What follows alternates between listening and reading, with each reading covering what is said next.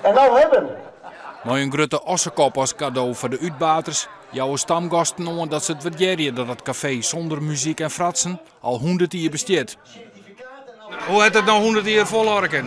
Door vast te houden aan bepaalde tradities. En altijd vriendelijk zijn. En kwaliteit schenken, goed glas bier. Ah, fantastisch. Fantastisch. Ja, veel tegen. Dat had om u niet hoeven. Nee. Nee? Nee. Waarom niet? Dat is toch feestelijk? Ja, ik hou daar niet van. Je kiest ergens voor en je gaat aan de deur. En, nou, dat gebeurt ook daar. Nemen ze een paar van die tradities?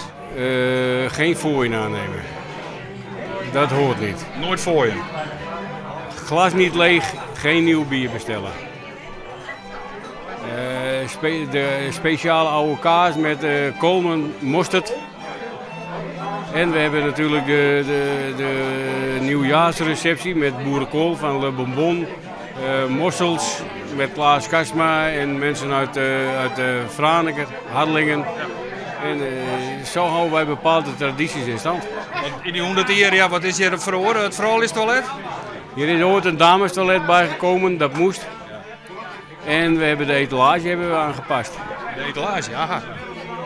Vroeger was dat één groot gordijn en nu is dat een echte etalage geworden. Maar dat vrouwentoilet, wanneer kwam dat er? 1970.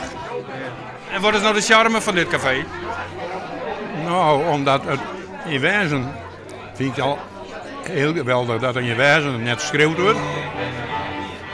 En dat er praktisch geen ruzie is.